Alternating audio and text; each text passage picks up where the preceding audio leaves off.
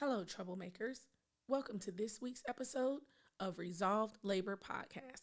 This week, we will be talking about Fannie Sellins. Fannie Sellins was born Fannie Mooney in 1875.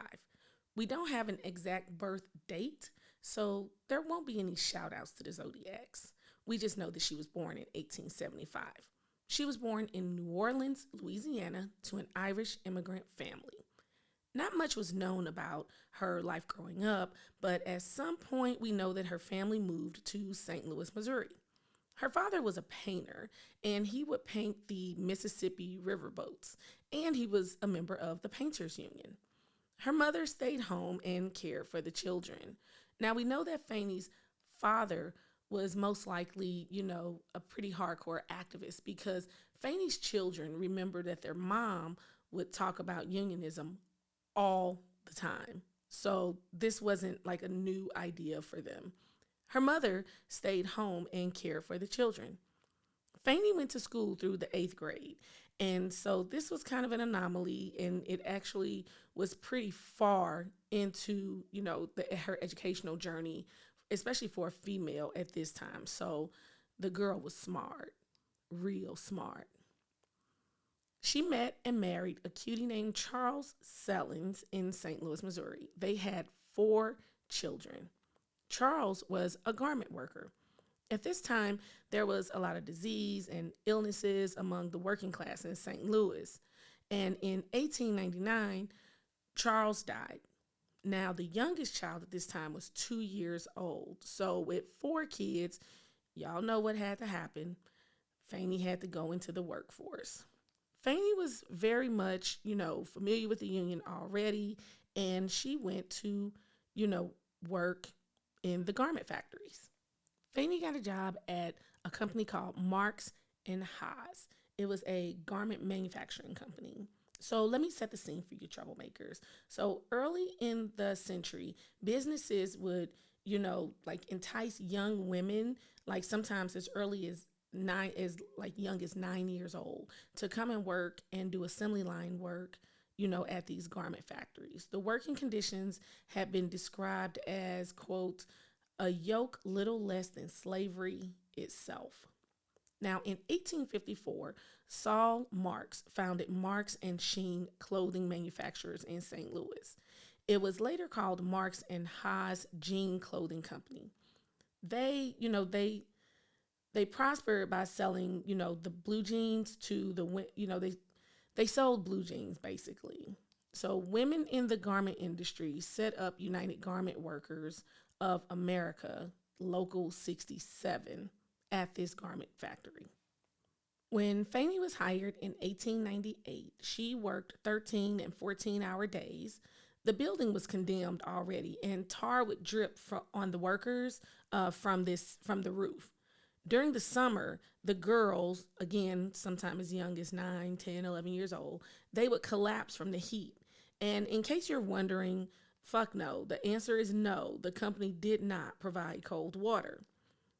All the doors were locked from the outside at 7:15 a.m. sharp. Fannie recalled that if workers were late, they were locked in the basement for an hour or more so the company, could decrease the amount of pay that they had to give them. Now, this building is located on 13th and Washington in downtown St. Louis. It's actually still up today. It's a really beautiful building, but at that time, it was basically a sweatshop, just like all the buildings on Washington Avenue at that time. Illnesses, like especially tuberculosis, was rampant among the garment workers. And then the steam from, the clothes that they would iron, caused like what was called it was like a cough, that the garment workers all had.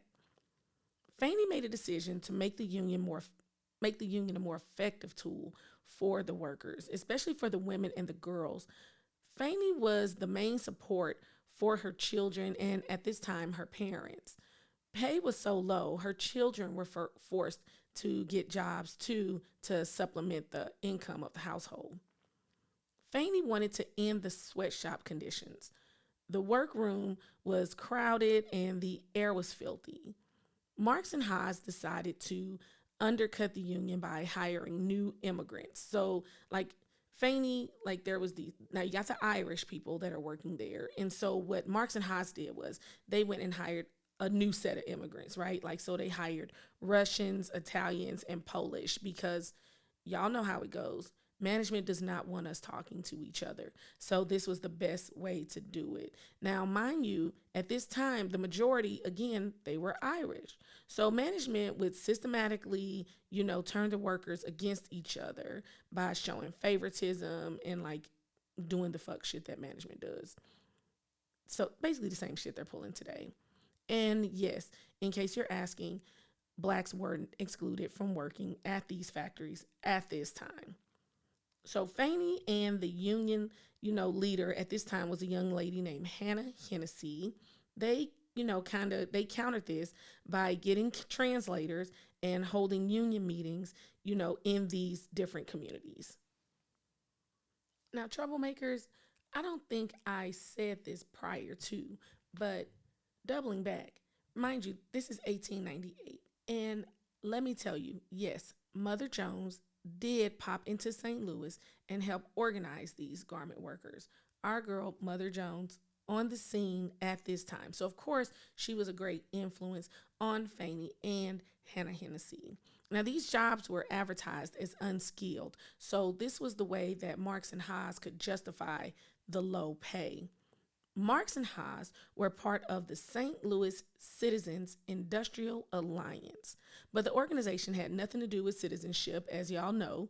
It was basically a business organization that would blacklist and ban union workers from jobs throughout the city, and they funded legislation that would roll back labor rights and protected the rights of the businesses, and they pushed legislation that would hinder workers from boycotting and picketing. So basically, union busting. Yes, union busting. Marks and Haas were so dug into the union busting game that they hired a security team headed by, a former chief of police, Matthew Keeley. Now, Keeley's company was very successful. Employers would hire them to spy on workers, to report theft, like if they were stealing, but basically to report union talk as well. They would, escort scabs into workplaces when the workers were on strikes. And their favorite activity was walking the perimeter of Washington Avenue with these batons over their shoulders and agitating the strikers so that they could beat the shit out of them with the batons. Keeley's claim to fame was ordering his officers to, quote, shoot to kill during a Teamster strike in 1905. By 1909, the garment workers were really, ramping up the momentum at Marks and Haas as far as unionizing. The company and the union came to a head when the union backed a worker with tuberculosis. He tried to take the elevator instead of the stairs at work because he can't fucking breathe. He was docked a week's worth of pay when he was like going up. So the union went on strike, to get this guy's wages back. The company responded by locking them all out and calling the union outsiders. Then they issued an ultimatum to the workers that read, you know, basically after, this long ass letter saying, that the union basically is violating the contract by not speaking to them about grievances, even though they literally just locked all these workers out. They sent this long ass letter, basically an ultimatum that ended with the quote, "The shops are open. Your positions are there for you.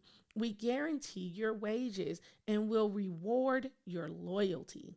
If you do not take your positions, we will be compelled to give them to others. So think twice before you make up your mind.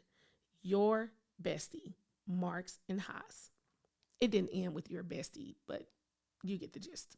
So y'all remember our girl Fannie, she was trained by Mother Jones. So she, took her cue from her and decided to drum up support from fellow unions.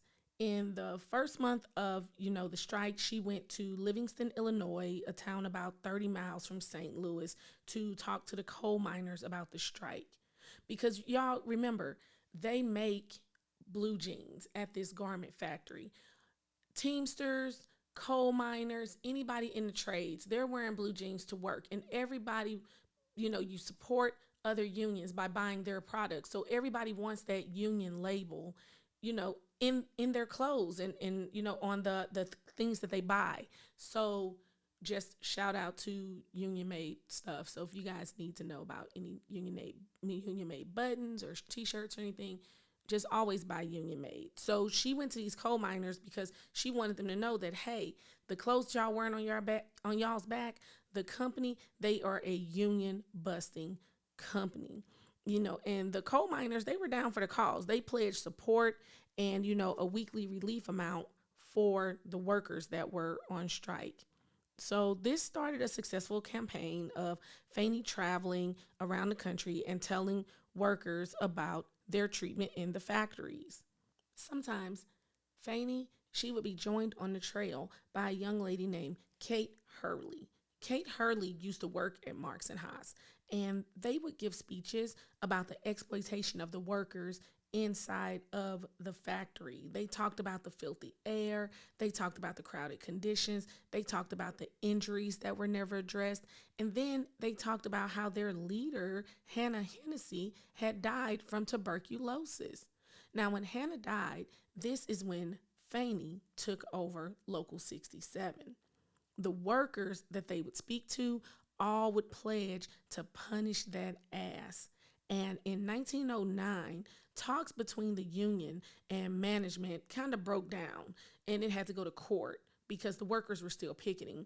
A judge, he basically followed suit with the norms of the day and sided with management. He granted a temporary injunction against picketing outside of Marks and Haas. And then he also ordered Fannie to stay away from that building on 13th and Washington for 99 years. Man, fuck this dude. Fannie gained national attention with her speaking tour. The St. Louis Labor newspaper did an article on her. Fannie would talk to anybody. She was talking to workers. She was talking to reporters. She even talked to the Archbishop in St. Louis at that time. And he told her that, that he would address the situation, in his sermon that following Sunday after they talked. Now, the workers and the reporters, they kept their word, that when they talked to Fannie. And I guess the Archbishop did too. Like he said, I'm going to talk about this at my sermon, but he didn't say what he was going to say in the sermon, because that following Sunday, he basically spoke on two things. He talked about the cost of the new cathedral and the evils of European socialism. Wow. So I guess that was a no from the Archbishop. But anyway, others were more receptive, like I said, and in Des Moines, Iowa, at the Iowa State Convention of the Socialist Party, the newspaper is quoted as saying, Fannie gave a fiery speech of a almost socialist trend. And a local paper stated, time after time, she was interrupted by cheering from all corners of the auditorium. So after 2 weeks, Marks and Haas signed a closed shop agreement with wage issues to be settled by third-party arbitration.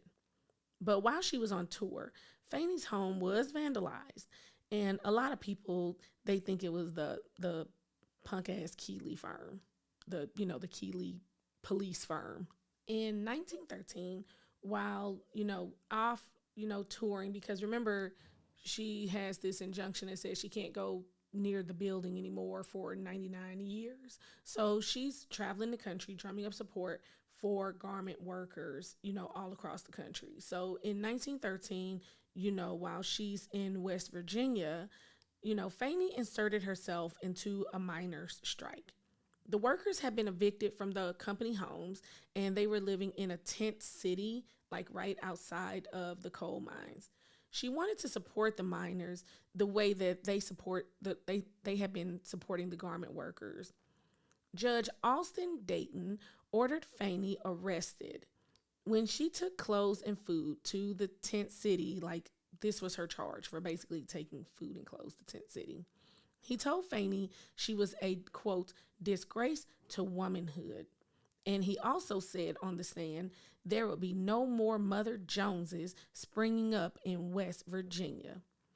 Fannie was released after promising that, she wouldn't support the strikers anymore. And as soon as she got out, she ran right back to the strikers and kept supporting him. Then she made a statement that Dayton should be impeached. She said, "If it's wrong to put shoes on these little feet, then I will continue to do wrong as long as I have hands and feet to crawl to Collier's." Collier's was the town that she was in. So Judge Dayton gave Fannie a 6-month prison sentence. Fannie wrote to the St. Louis labor movement from her cell. St. Louis socialists and labor activists, they appealed to President Woodrow Wilson. Now, they sent out thousands of postcards with a picture of Fannie on it, imploring the president to intervene, and, had everybody send all these postcards to the White House and to President Wilson. And she was released after he intervened. Now, this work on behalf of the miners caught the attention of Van Bittner, who at the time was the president of District 5 United Mine Workers of America. And he gave Fannie a job as an organizer for miners. She moved to West Virginia to work, with the miners, and she wrote that her work was to, quote, distribute clothing and food to starving women and babies, and to assist poverty-stricken mothers and bring children into the world, and to minister to the sick and close the eyes of the dying, end quote. Now, I don't know about y'all, but if I saw that as a job description, I don't know how fast I would be to apply for it, but get it, Fannie. So Fannie agreed to an assignment in a non-union, or I'll just say a very hostile non-union territory near Pittsburgh. The area was called, quote, Death Valley by supporters of the Union because of the violence and terror that company agents were allowed to use to keep the Union out. Fannie was very effective, so this made her a target, of the company. Like the company at first, they told her, they said, name your price to leave. But she told them, she said, I'm not going to abandon, these workers. And when she convinced some black and white coal miners to walk a picket line together, this is when Fannie started to openly get threats from the company. She was basically, she's like, okay, they were like, okay, integration, now you really on our shit list. Allegheny Steel Company, they refused to recognize the union, and the workers went on strike. On August 26th, 1919, about 30 deputies and company guards rolled up onto Tent City with riot guns, toward a group of men, women, and children. Fannie saw a deputy beating a man named Joseph Starzelski. When Fannie ran over, she saw them shoot him, and she, told one of the other miners who owned a camera, she said, take a picture of all of this, like, document all of this, with your camera. And she cried out, and she rushed over to protect a group of children. She was shot in the back and in the head. And then, for no other reason than pure hatred, one of the deputies, after they put her body on the back of a cart, he crushed her skull with, a large baton. That worker with the camera, he actually managed to get a picture of the man who killed Fannie. And then he fled, of course. The newspapers reported that Fannie was killed while leading a riot. Fannie's family and the labor activist community demanded justice. Eventually, the outcry was so great, an investigator was sent to the area. Her body was exhumed, and it was noted that the coroner never even put in the report that she'd been shot in the back. A grand jury in Pittsburgh indicted 3 deputies for the killings, but, in 1923, the trial ended in acquittals for 2 of the men, and the actual gunman, John Pearson, he was later identified. He never appeared for his trial and was never seen again. When speaking of Fannie, Mother Jones was quoted, "Whenever I look at that picture of her, I wonder it's not me lying on the ground. They shot her from behind when she was bent over children trying to protect them.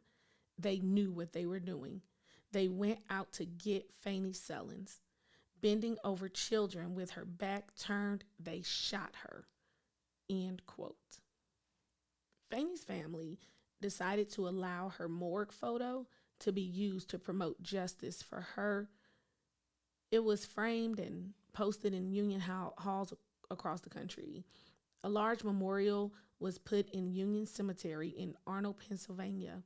It reads, "In memory of Fannie Sellins and Joe Starzelski, killed by the enemies of organized labor." And that's the story of Fannie Sellins. She was 47 years old when she died. And the building on Washington Avenue in St. Louis, where she started, her unionism, it's actually still standing. It is called the Knickerbocker Lofts. And if you got $1,100 a month, you can get a 1-bedroom, 1-bath from there. It's described as Knickerbocker Lofts are affordable, authentic, industrial-style lofts in a turn-of-the-century downtown building. So, yeah, that's what happened with them. Troublemakers, I just want to, bring attention to the fact that, you heard in this story that some of the people, the workers in this factory, the garment factory, right, they were as young as 9 and 10 years old. And this was, in the turn of the century. But I just want to make you guys aware that, right now there is legislation in Missouri where they're arguing a bill that would allow, workers as young as 9 years old to get worker permits. There are child labor laws that are literally being rolled back right now in this country. And we as workers, we have to start paying attention to this. We do not want our children in these shops. This is just another way for, businesses to undermine, underpay, undercut workers' rights. It's another way for them to separate us.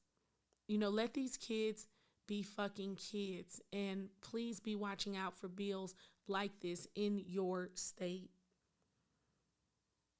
And now's the time, where I usually, I will talk about a labor activist in, my fans' lives and communities and, workplaces. But this week, I'm doing something a little different. As you guys know, I did a show about Clara Day. I believe it was like episode 6, a Teamster organizer. And I just wanted to share with you guys that I've gotten correspondence, from her grandson, Eric. He sent me, an email thanking me for, doing a show and uplifting his grandmother, and then I got, on my IG, I got a comment from, Lil Inez, which is Eric's daughter. She says, "Eric is my father and Clara is my great grandma. I carry my great grandma's legacy with me every day, so it's truly an honor for you to highlight her story." And then Busy as Heck commented on IG. She said, "Thank you for highlighting my grandmother. We cannot forget the legacy that got us here and established the foundation." This is really beautiful to me that, descendants of my literal sheroes and heroes are contacting me.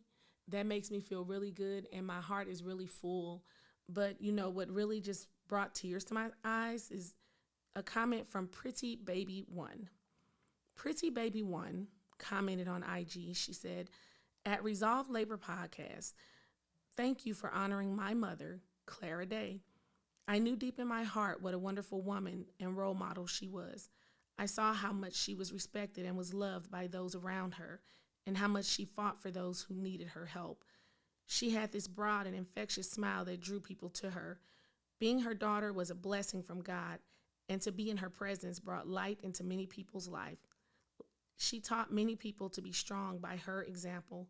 She left her mark in the labor and in the women's movement. She will be remembered by those whose life she touched in a very positive way. She was a beautiful woman in every way.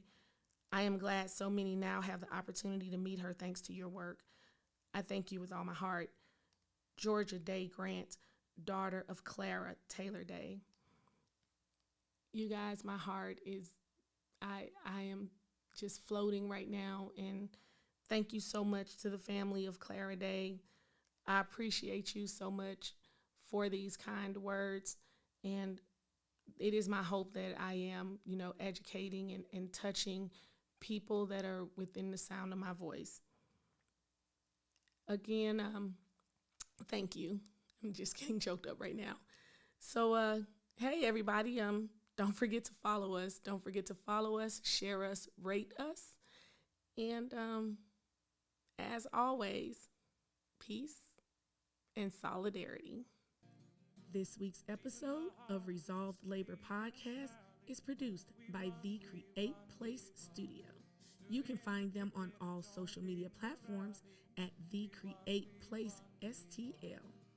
We Won is performed by Joe Jinks and written by John O'Connor. This has been Resolved Labor Podcast. As always, peace and solidarity. Everybody come and join in the union.